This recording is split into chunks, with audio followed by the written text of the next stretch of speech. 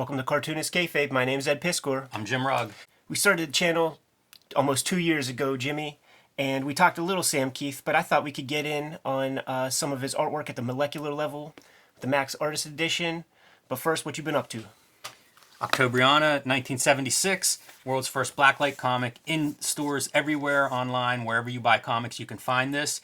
And you can also get the process zine, 350 pages of behind the scenes, scans of original art, everything I did to make this book. That's available on Comixology. It's available on my website, jimrugg.com. All the Octobriana 1976 you could possibly want is now available and going quickly. So if you want a print copy, definitely pick that up sooner rather than later. This is good for scale, Jim, because I'm serializing my Red Room comic strip on Patreon at this very moment. $3 will get you the complete archive. Issue 1 is up there right now. It's a double-sized issue. It's like 62 pages. It's for the early adopter, putting new strips out every Tuesday, and we're into issue 2 right now, man. So 'tis the season for blood and guts, and if you haven't gotten your fill, jump on that Patreon. Now's the time to jump on, too, if you've been waiting until a complete story's up there. How long is the first story? 62 pages. Wow. Yeah, I think that's even more than that's like triple size. Right. Oh, yeah, nowadays, right? All right, man. Sam Kieth's The Maxx Artist Edition. First, like, what, 5 issues? 5 or 6. I'm excited that we're going to talk about this. Maxx is one of those gateway almost like comics for a certain generation. Yeah. Because of its MTV show, like it was really strange, and we're going to see it as we flip through it, to think like this was a big successful Image comic title, and it's weird. Yeah. It's about as weird as Image ever gets. And Sam Kieth's art's amazing. Like, it'll be fun to flip through and just look at his art, because it's not obvious who he's drawing from. Like, we've kind of decoded some of it with stuff like Bernie Wrightson and Arthur Sidem, but when I started encountering that, I had no idea who those guys were. All I knew is this didn't look like anything else. Right. And it still kind of doesn't. The other aspect of his work that I liked, when you looked at all the Image books and compared and contrasted, there's an element of tongue-in-cheek cartooniness and playfulness to the characters, and so like he'll be super serious when it comes to showing you the volume of his character's muscles with all kinds of lines and stuff, but he'll also play with like fun shapes. Uses this girl as a cipher to kind of it's almost like a Bakshi, Von Baudet kind of bounce to her gestures and shit. But Master Inkslinger when you go through this thing, huh, Jimmy? Oh yeah, no doubt about it. So much different media too. Like even here, we're starting to see, like, I think that's a little bit of whites that are drug across there. Some of the scraping is possibly razor blade or something else dry, removing some of the ink. We're going to see all of that. He is definitely a master with ink, and I can't imagine the different tools that we're going to see on display here, because we're going to see splatter. We're going to see things that are masked off and worked on, positive and negative, with the blacks and the whites. It's all over the place, and it makes for a really exciting artist edition. Look at this interesting texture right here. Like, I don't think he employs that much with Maxx going forward. This is probably an early sketch, and before the Maxx Image comic, there was Max the Rabbit, and he was playing with a similarly shaped character in the 80s during his earliest Kamiko days, man. So this is something that's been on his mind for quite a while. Yeah, you mentioned the shape of the Maxx. That's something, anytime anyone else draws the Maxx, it's a hard character to nail. This is one of those that a lot of the Image books I used to remember, the artist, the creator, they drew the character the best by far. And Right. Maxx is probably the #1 example of that. And you can see this claw. It's like a layer of white paint on top of there. Maybe he had some details and decided it was better off as a shape. We're going to see a lot of that. He worked with some strong colorists on the Maxx, or early on at the very least, and when he started getting those results back, I think he started opening up some space for them to kind of like do their thing. I love this use of white. Jimmy, what do you use for white on your originals? I use very little white because I never found one I like. I end up using white acrylic paint. There's the Japanese brand Deleter has white 1 and 2, and I found that white number 2 is very inkable afterwards, even with pen nibs, which is what I predominantly use, and it dries pretty quick. So I could recommend that. But when we start off with a bang, dude, Darker Image #1. Yeah, a book that I looked at a lot. Like that's early in the Image history. I was buying all Image books at that time, and Darker Image probably, was the #1 book I was looking forward to for months before it came out.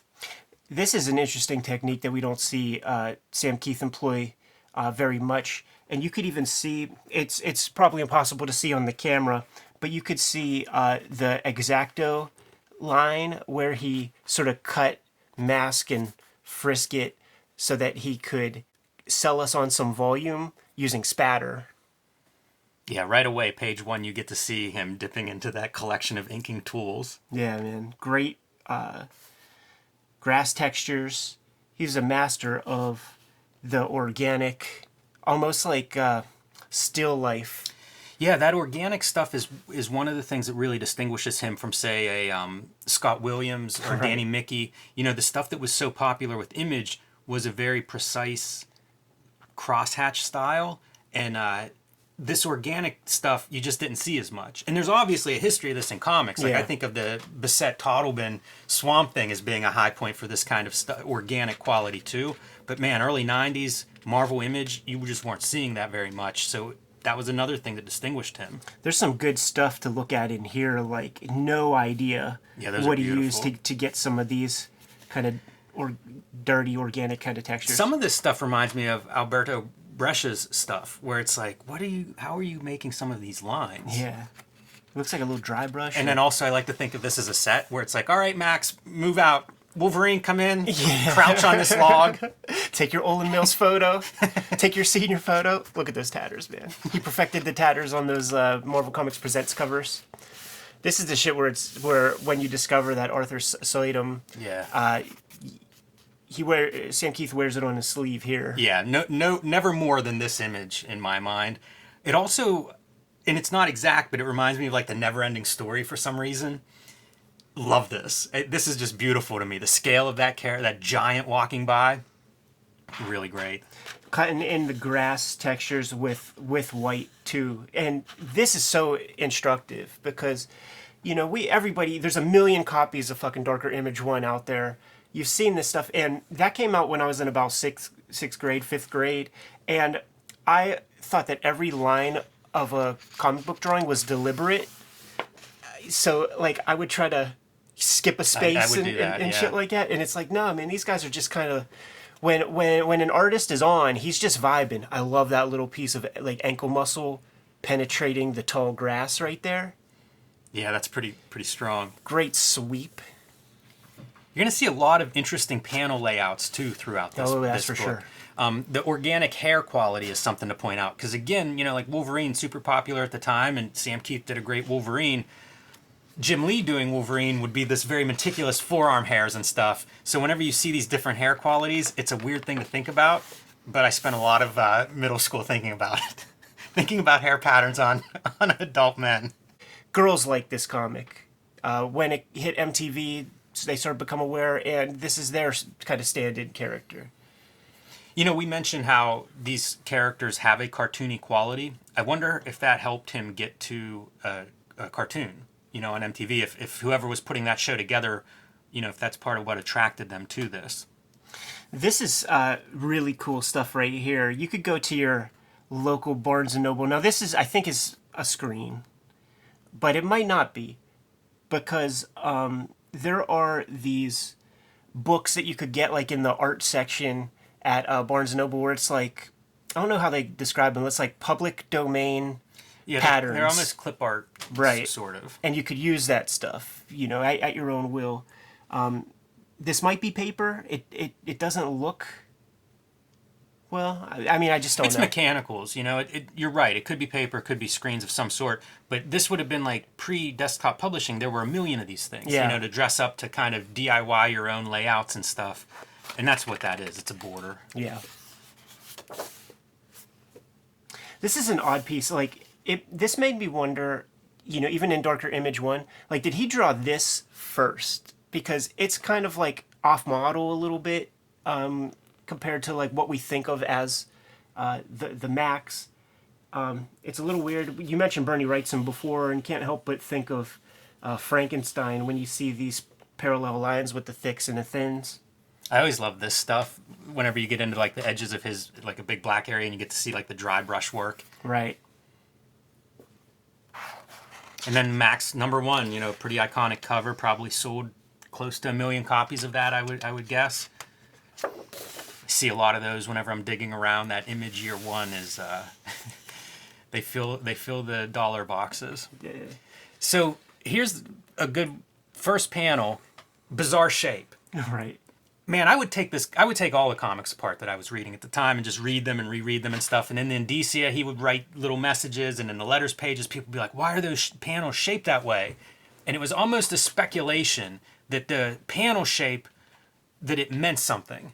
Like it was going to be some sort of reveal, some part of a bigger narrative, some code to crack. I don't believe it ever turned out that way. No. But the shaping, I mean, no other comics had a panel that looked like that. I wonder if there was some pasted up captions here or something, because like this is definite, like, this is paper cement residue, and I just don't exactly remember. Yeah, I'm not sure about that. Paste up lettering. It's interesting. They gave a couple of passes. Like Sam didn't approve of that first font, man. Wanted something bigger. And there's even like a blacked out page number down here. That's mechanically done. So I want to talk about like the cartoony kind of characters. A lot of textures, a lot to just sink your eyes into. Like even the backgrounds of like doing that kind of checkerboard. Not a fun thing to draw. There's one of your cartoony background characters, and the lettering is like pasted up, and then some of it's pasted up on paste ups. So, putting a lot of effort into book one.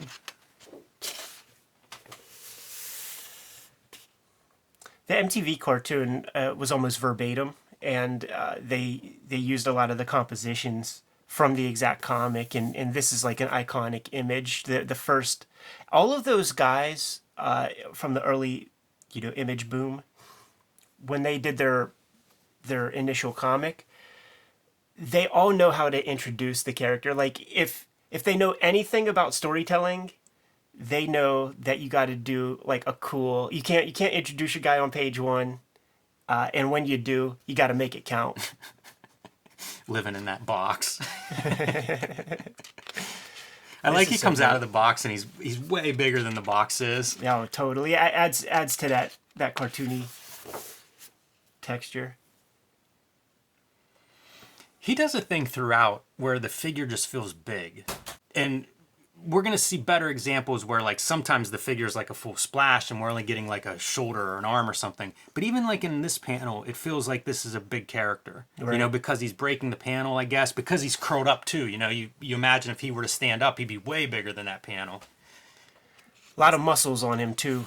It's a good sense of like scale. That's amazing. Like looking at the ink work around like the muscle bulges, that's spectacular. And the boots, like it's just odd. I know, because like, what is that? Like, what is this circle thing? And people started drawing characters with this little rivet thing, and it's like, what is that? And again, with some screen tone on that left side, weird panel shapes. It was just a bizarre comic. Like this really didn't look like anything. Didn't read like anything else. It was pretty out there. This is good shit, man. This is why you get the artist edition. Like, just whited out a little the tip of her nose. Beautiful eyes too. The eyes where you're rendering a little shadow on them. Like my eye went directly to this. Love that. Still using the spatter to kind of give us some lighting. And then like the edges of the hair. It reminds me a little bit of like a Sienkiewicz or something, but a really expressive line for kind of the edge. You don't want to pet this. Right. It's like a spikiness of line that's coming out of that thing in every direction. I love the zoom in. And the story it's between two worlds, right? It's between the city where, we saw him as a homeless guy in an alley versus this like outback fantasy kind of reality or fantasy setting. Yeah. And, going back and forth between those two and not obvious what's real and whose perspective we're watching. And our girl here, she's like a worker. Man, have you ever been in one of these situations where you draw something like the fishnet like went up through the shirt and then he just said nah, so then he took that out. Like I've definitely been in situations where this kind of thing had to get whited out, and it's like you like this, you can't redraw it, so you got to get in there with the magnifying glass and do some whitening out. Another example of a texture that I don't think we've seen yet in the background there. Yeah, that's really good. That's like gold filigree. I could imagine that on like a shield or something. Yeah, he's a master with the textures. And he draws what he draws. We didn't see like the most ornate cityscapes or anything like that in this comic. And I think one of the few Sam Kieth comics that we did talk about was his Incredible Hulk comic that is not very referenced when it comes to living rooms and junk like that. One of the interesting things about Kieth in my mind is how much he has done in what I'll call mainstream, but Marvel DC. Yeah. Because his style seems so out of their house styles, and yet he's done Batman books and Hulk books and Wolverine books. Like the biggest properties they have, he's done extensive amounts of work on. And I don't know, man. If you just showed me this, I would think, no, Marvel and DC aren't hiring this guy. Right. This is another one of those like creative challenges that you don't realize it's a challenge until you're tasked with it, when you have the jail bars and then you want to compose the character kind of on the other side of the bars compared to where the camera is. And man, Maxx can't walk out, but she could walk in for sure if she felt like it. Drawing like jail bars, it's the worst thing to draw. Yeah. I despise them. It's the thing where you can't totally fake perspective. It needs to be straight and parallel. It's just all these little things. Try to get a character between them, as you say. They're horrible. Yeah. They're the worst thing to work with. Always love the graffitis. Always fun. Always rife with in jokes in little Kelly Jones in the old Image days, man. Yeah, and we have the social worker bailing this homeless guy out of jail. And you get the sense that she does it often. Man, that's a good Chuck Taylor. It is a good Chuck Taylor. Very underground feeling. Mm-hmm. You could see that in an underground comic. There are certain things like this guy right here feels like Aircell era Dale Keown kind of drawing. Weird pool, but very accurate. So now we get to meet the villain of the story. Mr. Gone. That's pretty wild. I was looking at this in preparation, and just seeing this character like in a laundromat, I don't know why that is. It's like worse than if we saw him in an alley or something.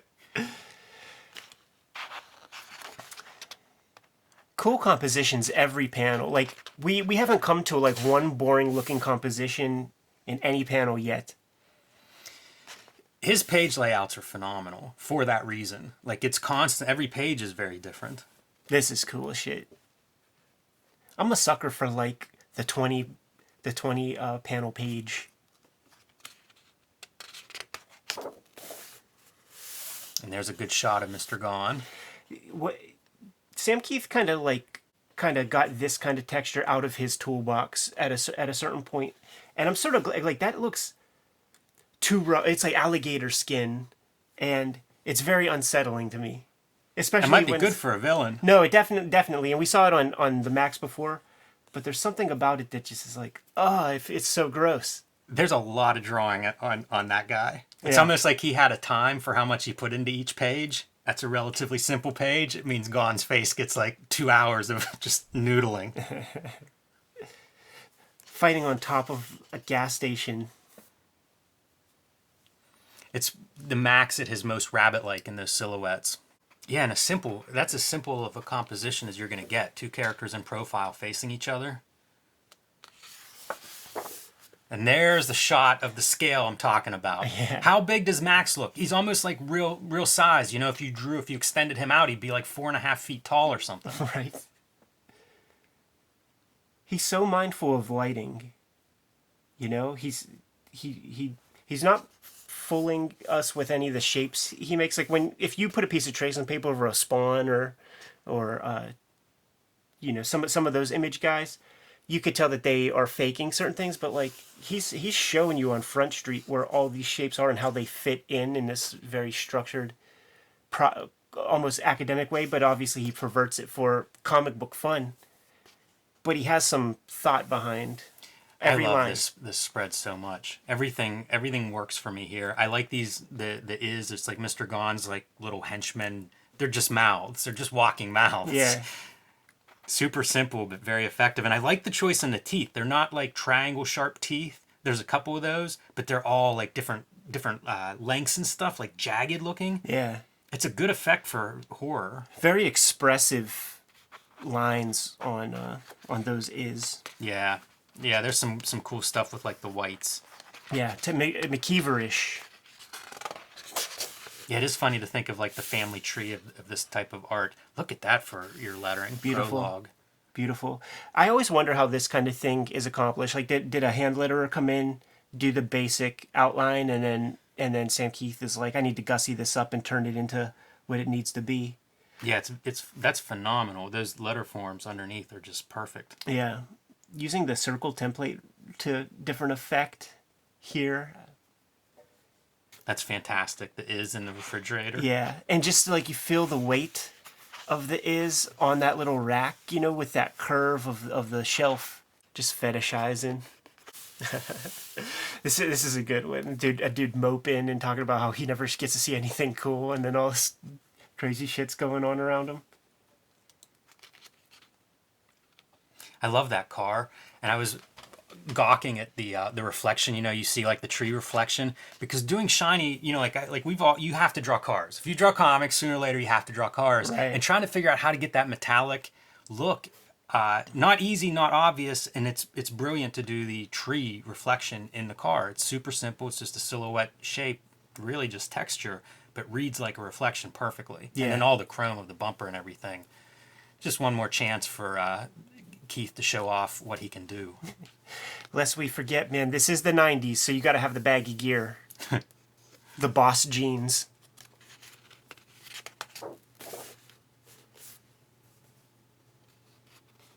Man, if I'm pumping gas and curtains start to come down around me, I don't know what I would do, but I'd be freaked out. Yeah. Speed lines with dry brush. Very effective. Just Sam Kieth's lines are not meaningless, like when those studio guys for Wildstorm or Extreme are doing their comics and they're just putting lines everywhere, like this guy's using them for a purpose. He does a lot with these kind of speed lines too that are directional but kind of help communicate the motion, right, or impact. And you'll see it in a lot of these places where it's leading your eye to, usually to the figure, but to whatever. I always liked how he sold the lighting with the body hair. He perfected that with the Wolverine stuff, and carrying it over into good triceps. The comic that he was. Yeah, that's a massive tricep right there. It is Popeye amounts, man. I feel like he's benching about, I don't know, man, 550. Matthew McConaughey was just on Joe Rogan, and his dad was a football player, and when he was growing up, his dad was like, "Son, this muscle, the bicep, that's for the ladies." But this sucker, this one gets the work done. 2/3 of the upper arm. It's so dumb, the stuff you learn, with anatomy. Right. Amazing stuff. That's about the max of your grotesque texture for forehead and skin. This would be great as an old seasoned wrestler. Right. Like gigged up. Yeah, exactly. Abdullah the Butcher's forehead.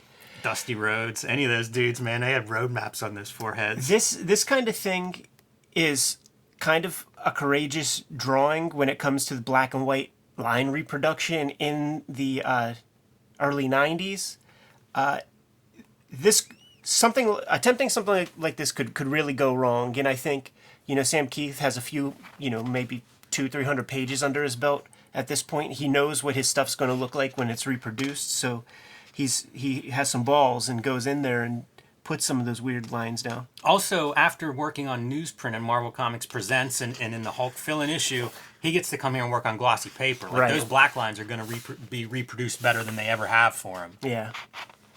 I bet all those image guys, when they were recruiting people, That had to be a selling point. Like, your art will never look better. As a consumer, that was a selling point. Oh, yeah. It was in every letters column. What are those weird boots? And panel layout. Like, what is the shape of that panel? Yeah.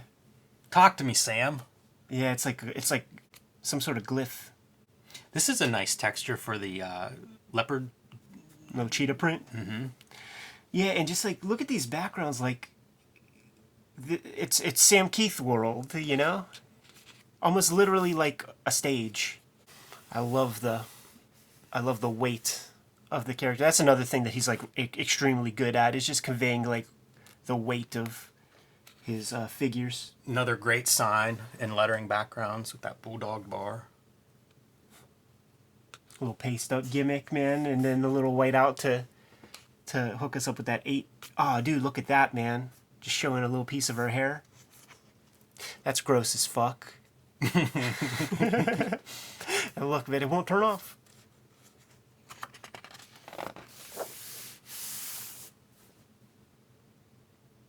Beautiful figure.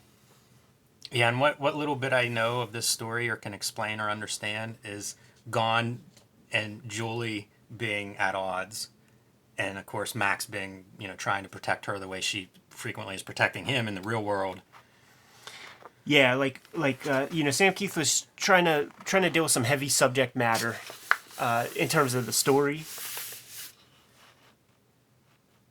That's another one of those just absolutely bizarre panel choices. I know, it looks like a fucking microscope with a nipple on it. Right. Man, this hair is amazing. This is a nice transition, like the open eyes to the closed eyes. And I would imagine if I was, like reverse engineering this, you put down these textures first and you get in way closer than you're comfortable, knowing that you're gonna swoop in with some white afterward, because we see that texture in there. Yeah, the drawing with white is a pretty common thing, especially in the 90s. Like, you'd see Miller doing it in Sin City, you'd see Del Keown doing it in Hulk and in Pitt, and here, of course, same idea, where you would put down ink with the intent that you're going to go back in with white. Right. Very luminous, like looks good on the screen. Nice use of negative space there on that page layout of mostly black. Right. He's really pulling out all these tricks. Look at that, man. A little squash and stretch, man. You feel that little blade going into him. I keep thinking, like, this is the language you need for a wrestling comic. Like, this is all your blood, anytime somebody's getting color, but then, of course, the scars and stuff on the heads. Even the body hair, it's kind of perfect. Man, great lighting on her face. I love just, like, the pudgy cheeks that she has. Yeah, she's very round. Mm-hmm. Soft. Man, that's a nuts page. Yeah, and look at that, man. Just very expressive inking, which is just something you did not get in Image Comics.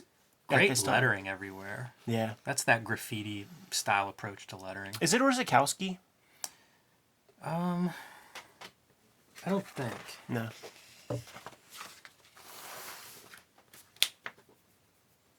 Mike Heisler is your letterer.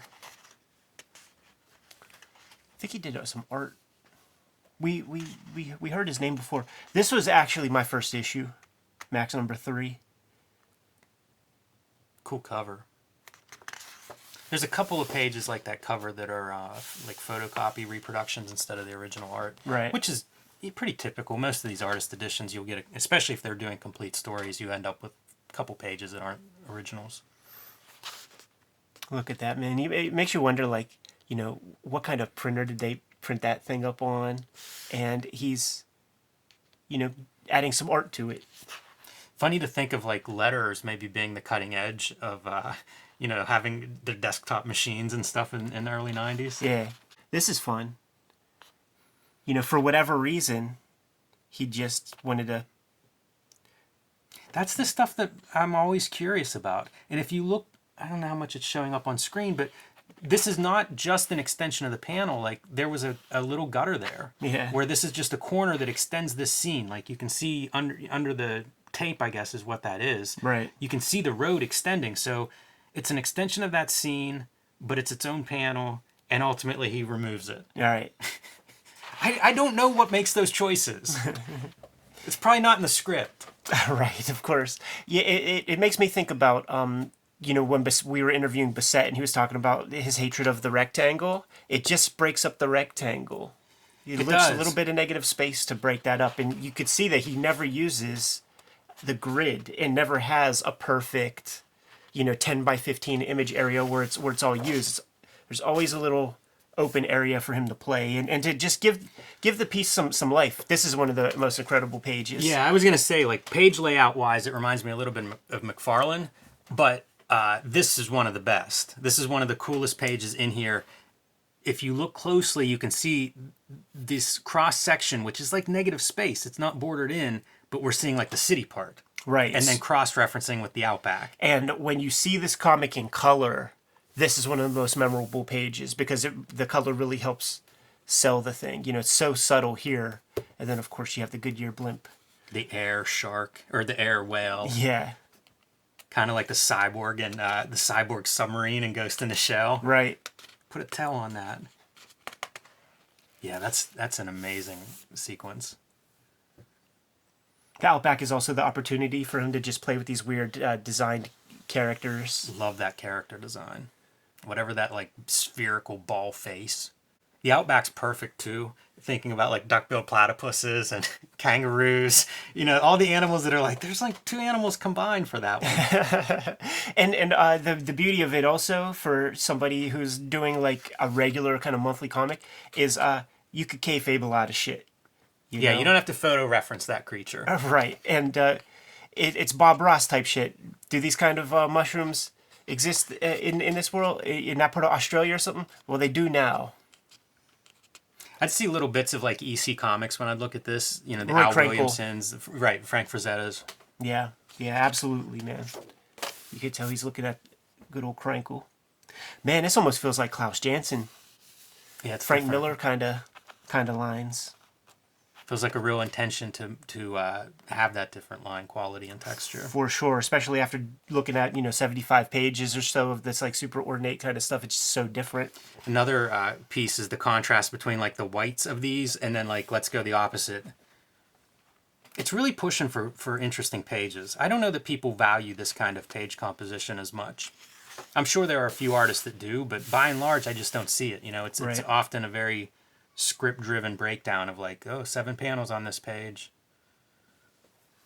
Cutting into the hatching with some white. That's something that was pretty unique for Kieth at the time. Selling us on some wrinkled texture of the actual fabric in those super ornate knee bones. When he does do backgrounds too, I'm always surprised by how much he's putting in. There aren't a lot of panels with no backgrounds. Right. And considering the amount of drawing that's happening, I think that's commendable. I'm always a fan of the no holding line. Mm-hmm. That's another Williamson kind of Frazetta kind of stroke where, you sell some shadow and you just take that line out. Maxx was one of the books too that was really close to the monthly schedule. Mm-hmm. When everything was shipping late, thinking of Pitt being I think issue 4 over a year late. Right. Maxx was pretty close to monthly. It was again sort of like the Spawn schedule. I'm seeing like a bleed on some of the ink lines, and it makes me wonder if I'm looking at some marker. I saw lines earlier that I thought were marker. Mm-hmm. Like some of this is like a uniform kind of line. There would be these dudes like at art school, and you see them at conventions too, where they are like they play with media, and they have old crusty brushes where they're just going with like strokes of white ink, and you could tell that like that's what a lot of this is, man. It's just he's not using 2 tools to put the ink line down on each page. It's like there's a handful of things, man. There's a bandolier of inking implements. Yeah, I like to imagine you tell that story about Joe Kubert slinging ink and having brushes between every finger. Yeah. I love to imagine any cartoonist working that way. In my mind, that's Sam Kieth doing these pages. We were talking about the letterer generating this stuff, but it's such an integral part of the art. Like, is that Kieth putting it down? Yeah, that's a good question. Hey, Sam, man, did you have You have a Mac back in those days? A lot of white out on here of, I don't know, sweat beads or something. Yeah, good pull. Can't tell. Ah, and look at this, man. Like he wasn't quite happy with that back shape, so he egged him up a little bit more. That's ridiculous that his shape is just a circle. It's Yeah. like a Humpty Dumpty sitting on that wall. Yeah. Look at that Wolverine on that one cover, man. Eat your heart out. Oh yeah, this is. I was like, what the fuck am I looking at here? But this is that kind of newsboy cap on Max's homeless form. Look at that drapery, dude. Yeah, I was, and then watching the finger claws sticking out of the end of the sleeves. Just messy. Like I love the marginalia here. I like that the lettering has the drawing in it. Yeah, man. Tape for your panel borders. If you guys remember watching the Elektra Assassin Artist Edition stuff, that's what a lot of the painters would do to make their clean borders. Mm-hmm. You know, that very top layer, the gutter, was tape. Man, it makes for a really cool looking original. It really does, man. It helps that the tape is distorted in color now. Not quite archival. No. This character is an archetype, the hippie mom. I can't remember if it's this issue or issue 5, but it's like there's one that's this like suicide issue. Mm-hmm. And I was drifting on Maxx, and that one brought me back in for a while. That's sick. And then I love that, you know, Jimmy's a character. Right. I could really relate to this dude back then. And then taking some shots, I think, at Sandman. I think Sam Kieth left Sandman early on and maybe wasn't thrilled with how that book, how the credits were broken up on that book. Death is hard and cold and ugly, not some cute chick. This is that what I was saying about scale. So, you know, you get to see one arm that's the size, and it helps that it's an artist edition. But still, that scale is just not a piece that you would see in most comics. It was rare. You're not going to see Spider-Man's arm in a 2-page spread anywhere. It's true. This is like Dark Knight Returns type storytelling or something. It's very dense. A lot of stuff on the page, like a lot of panel-to-panel moments. Yeah, and clearly Dark Knight reference here. I think there's a couple more. So we saw the Sandman, Dark Knight here. I think there's a couple more that are going to show up before this issue's over. And I think the idea is she's depressed and her mother wants her to go see Julie, the social worker, for counseling, therapy. Yeah, because the mom is friends with her. And she's like the perfect, mopey, Nirvana era character, man. These were the high school chicks when I was a little dude in middle school. Maybe part of the connection with women readers, too. You know, this is more, I don't know, there's a language. It's almost entering into goth territory or something. Yeah. Kyle Baker reference, right? Oh, shit. Yeah, maybe, man. Things to do in Saturn, on Saturn. Yeah. Fuck, I didn't even think about that. He loves to draw that figure. And bell bottoms. He Yeah. likes the boot cut pants. Right. Look at the rendering, the shadows and stuff for a face. And it still looks like a youngish face. You're right. You're right. It is this sort of proportionality that makes me think of that old Del Keown stuff, though. And I'm sure he wasn't. It's hilarious to think of this as air cell. Because it really, this stuff especially lines up very well with that air cell aesthetic. Some water on the windows, some rain on the windows, streaking down. Just the sweep of that figure, man. I fucking love it. I fucking love it. This is a guy who's done some croquis drawing in his day. Dig the hair too. Me too. That's that scribble. It's just scribbles. It reads as hair, but I mean it's totally abstract marks. And it seems like he's bouncing around paper types, or at least the way the paper is held up over the years. But even the way the ink looks on the paper is very different. You're right, man. And just like look at the Maxx is just a shape, and it's like that. It's like an intentional tangent or something. Yeah, almost a panel. Almost creating a panel border. This is fantastic. They get rear-ended. So they're sitting in their car, and then whenever the rear-ending happens, you see like the way he attempts to show that impact. Yeah, it's good. Love the crunch lettering. And then we got our central casting mutants from Dark Knight Returns. So happy to have some work after a couple years.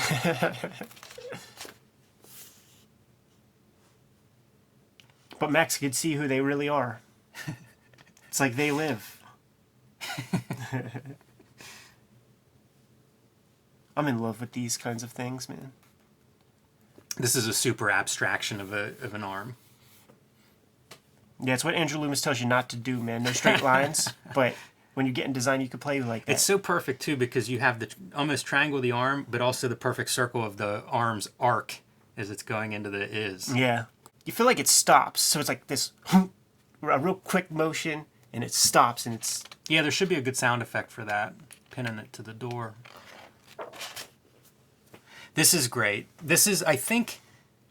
maybe Julie narrating or something about this is that dies, and whenever it dies, it's not human shaped. So that's it dead, but this is it like flying at the Maxx and then crashing into the window. Just deflating. Yeah, it's great with weight and motion. Yeah, it feels like you feel the substance of it, man, with these like little, the glass kind of sticking out of it, and the perfect shape of it's just dripping, like just totally done. Look at that, man. She had those Jankos. Those Janko jeans, man. I like the spots on the Maxx. Yeah, we didn't see that very much. No, that little bit comes and goes and changes throughout the book. Great texture, man. She's got that lamb skin. It's very animal-like. And then just these little things. What is that? Lens flare? Dust? And he was trying to do something, but opted against it. Yeah, a lot of stuff removed. You even see the little figures. Characters. Using blue pencil here. I don't think I saw much blue pencil before. That bridge underpass is just a giant shape, directional compositional device. So it's cool. gorgeous. Yeah, the outback underneath the bridge. Looks like a lot of pen work on this.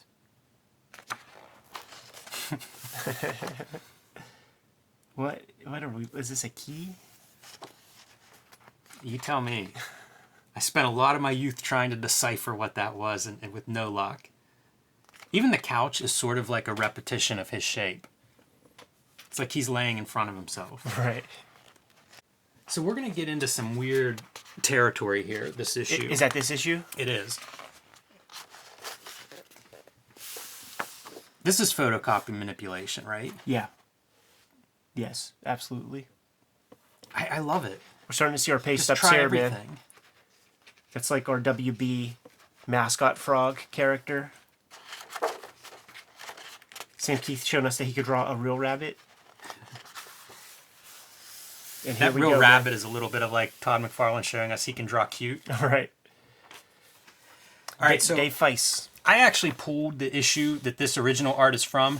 This sequence is done by, I think, a friend of Keith's, Dave Feiss, who is an animator. Mm-hmm. And he talks about it in the letters column. But I thought it would be interesting just to see kind of like what that end result is, versus the original pencil drawing. The one knock on like the colorists from this era, it's like they had like one mode. Yeah, for sure. And this coloring totally fights against what the artistic intent is. Yeah, it's a peculiar sequence, this animated sequence in the middle of Maxx. And I think in the letters column, he sort of jokes about Bill Loebs, who was the scripter, giving him a hard time about being, falling behind or whatever. This was like his way to catch up. The letters column from the original Maxx is great. Yeah. It's Sam Kieth, and it chronicles, because it runs like, 40 issues or so, it gets into like the collapse of the 90s comics, and Kieth is very frank in those letters, in the letter columns, talking about that and being appreciative of the people that are buying the Maxx because of just how bad things are getting.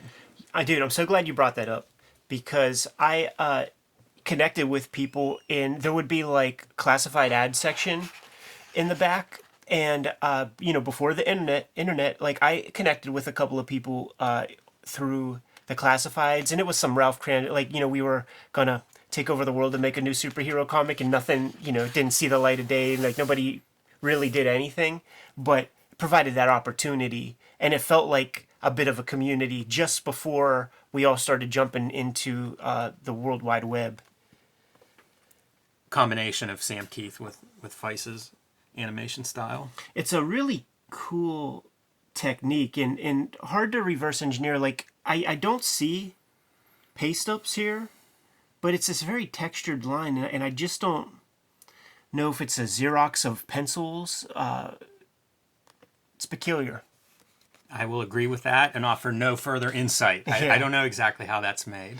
You could almost like tell like without even knowing that the guy's an animator, man. Because if you look at any of those Disney storyboard books, or the animators just have those like perfect swooping lines. You know, they put one down, no fuss, no muss. Disney has like the equivalent of artist editions of some of the animation cell art. And man, anybody curious, I would encourage to take a look at it because it is the greatest pencil line masters. You know, it's dudes doing magic with pencil. It's exactly what you said too, Ed. It's one line that perfectly describes an entire world. Looking at this spread in particular, and it sort of conjures to mind the Jeffrey Catherine Jones one pagers that would have been in like heavy metal back in the day, and that's it took me this long to like associate the two, you know, in terms of like influence, but I think it's there. Yeah, I wonder what Kieth is really like, really taking in right before he makes it into becoming a professional. Right. Because probably like that's the most intense stuff towards the end, you know, like early 80s kind of what was being published of these artists that you can see their influence, but that's probably the stuff that he was gorging on because of its availability. I love this dry brush. Like, just have a ratty old nasty brush with split hairs and just don't throw that away, man. You could get boot treads with that. Yeah, that's the mark of all of us starving artists, that we save these brushes that are just destroyed. Love these kind of spreads too, where we're getting like the glimpse, almost like torn holes in reality. Right. They feel bony too. The little back mohawk was always kind of cool. But it was always like, like the Spider-Man's like little web wings. Like sometimes he would draw it, sometimes he wouldn't on those Outback sequences. This is cool. This is this issue guest star Savage Dragon, who doesn't make the cover. Pretty interesting that they would go, that you wouldn't put Dragon on the cover. You're trying to sell books with a crossover, but a lot of integrity because it's not really Dragon, even though he's in here for a couple of panels. The real crossover is Dragon's enemy Mako, right? The land shark. Little Calvin and Hobbes riff. Yeah, a couple of them. And then of course your Dragon shot. You could tell that like you could bet that Eric Larson was like, what are those like little dots you're putting on top of my dragon fin? People struggled to draw Dragon. It took a long time before they kind of figured that part out.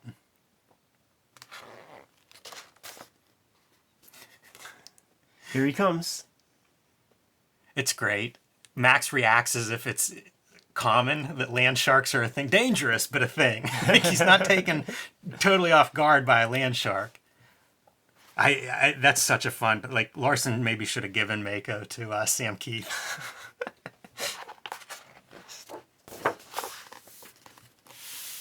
Larson's collection of characters is the best in comics. He's got a good rogues gallery for sure, man.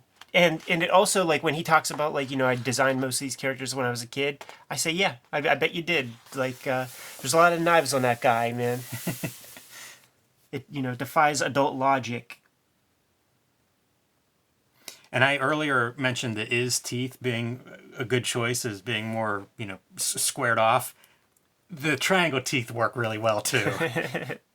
The way they're hooked back a little bit, it's great. The way it like follows the contour of the mouth, like it's not abiding by, you know, underjaw. It's this is art, man. Some more Morker shit right here. I'm surprised there's not more of this painted color art in here. Yeah, because it is scattered throughout the, throughout the book. When you see this, man, it's like Frazetta palette. 100%. But then there's parts where I don't know if that's the pigment of watercolor, like sort of almost undiluted, like getting on the page, or if that's colored pencil in there. It looks like pencil to me. Yeah. He had to trace that, right? I don't know. See, Mako's a character that a lot of guys can't draw. The shark head's tough, man. I like that the angular version of the shark head. As we continue, like we're getting into like a different era of Sam Kieth. Like he's realizing that his like monthly deadlines or whatever, catching up to him. and things are simplifying a touch. You say that, and I'm turning the page to this, and it's like, well, I don't know. I'm so glad they have a few of these pages in here. Me too, man. Shit. Also, what's your mindset whenever you go from pages of this, and then it's like, all right, I'm going to do this more minimal watercolor? That Sitem guy he comes from this kind of thing too. I love these like little cartoony characters. Like Sam Kieth he's got wide range. Very wide range. Photo? Yeah, I think so. And then part of this, I think, is photocopy. It has that mark of like, I mean, photocopy, blowing things up on a photocopier and how those edges look. Yeah, and you could see, X-Acto, or that might be the paper. Well, and the trick too is like you draw on it some, so like the integration between these different elements that you're bringing in and the art itself. It's almost seamless. That's the thing we learned about manga, like that cartoonist Inyo Asano, when he takes legit photos and is still drawing for 4 hours on top of that photo to help create the organic feel. Yeah, and put some white paint on it. That integration is huge. Like you see so many people that do it poorly. Mm-hmm.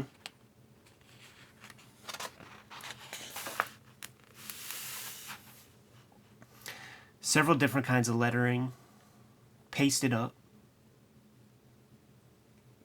That's pretty awesome.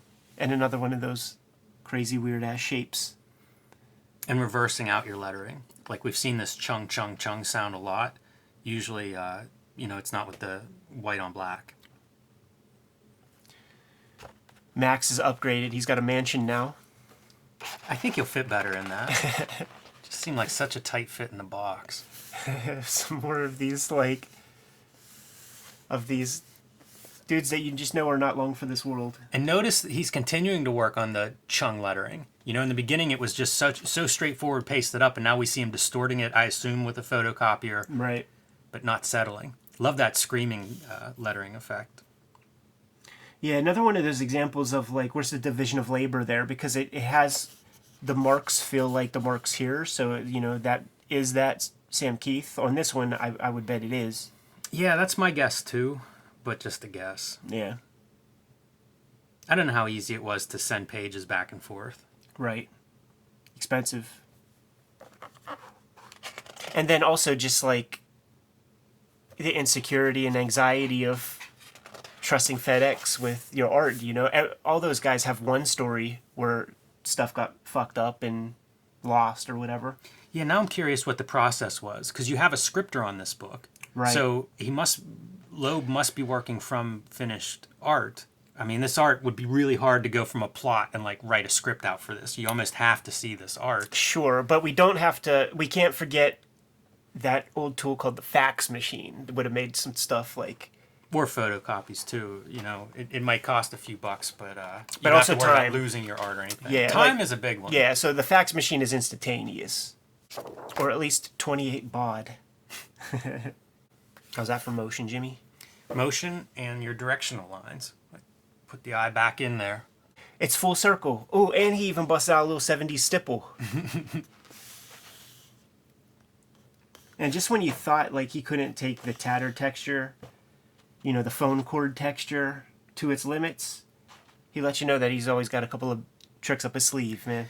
That phone cord texture was something I never quite understood.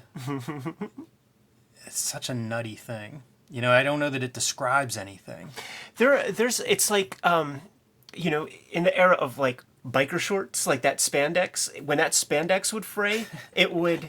That's hilarious. It would telephone cord like that. It makes perfect sense. He figured out spandex, like the real laws of physics is applied to spandex. Yeah. Everybody should be drawing this stuff. Shit. What's amazing is like, think of his art whenever they're like, hey Sam, come do a book at Image. And he's like, all right, what am I going to do? Sits down, works on this. And then would show up and be like, all right, flip through, like check out my stack of artwork. Because, nothing looks like this. It's true. But he was, by virtue of his idiosyncrasies, he was a superstar. He was noticed back in those days when everybody, like, there was a Marvel house style. The thing that rang true with all of those Image guys from the beginning were they defied the house style. So it just kind of like makes logical sense when you look at the Rogues Gallery of creators who were at Marvel at the time. You know, I've never heard fits in. anybody say that, and that's the perfect summary. Because even when like John Romita Jr. shows up at Image for Gray Area, it's many years later, but it doesn't really make any waves. Right. And it's like that guy is a house style. Yeah. He's great, but he's great as a house style. Herb Trimpe struggled at that time period, who is like, you know, ultimate Marvel house style. Great, but house style. Those Image guys really were almost defined by it, because there were quite a few people that came through that, you know, Ordway didn't make waves with Image, you know, like those house styles just weren't what Image was, and vice versa. And you know, we were the buying public at that time, and it really felt like, you know, well, there was a us versus them in a lot of ways. Like the old timers were shitting on us for even messing with this kind of crap. A lot of times justified. Sometimes it's that old story of the old timers just fearing what's different. This is very different. You can't say that there's not you know, academic drawing knowledge here. The guy clearly has it. You know, it's not Alex Saviuk. You're 100% right. If you're looking for Web of Spider-Man, you're angry whenever you look at this book. Yeah, and then it and angry that it's outselling your favorite book by 10 times. Patrick Daniel O'Neill, do I hear you out there? Oh man, super fun to look through this thing, dude. I've been holding off for weeks. This is one of the, you know, as an artist edition too, this is one of the great ones because of all the different media. Absolutely, and just like his white on black reductive technique, obviously those watercolors and color pencils, the paste ups. Yeah, this is what you want out of an artist edition for sure. It's great too, like how much you can see the wash-like qualities of the ink. You know, sometimes they blow that out. If you adjusted the levels on this a little bit, you would lose all those kind of brush strokes that are visible. Right. Yeah, and it's a very outing thing right here. It's like, oh man, Sam, you're doing well for yourself, man. You don't got to use Higgins Black Magic. Yeah, they're not going to be sponsoring our show anytime soon. No, sir. Jimmy, should we get out of here? Yeah, man. All right, Kayfabers, like, follow, subscribe to the YouTube channel. Hit the bell. We'll notify you when new vids are available. Octobrion is in stores now and also available on Comixology. Patreon.com/EdPiskor. I'm serializing my Red Room comic strips up there right now. Issue 1 is available, and $3 will get you that archive. You can subscribe to the Cartoonist Kayfabe e-newsletter at the links below. You can find Cartoonist Kayfabe t-shirts and merchandise at the links below. Jimmy, when you go through this stuff, does it make you feel jazzed up to get back to drawing? It does. Give these guys their marching orders. Read more comics.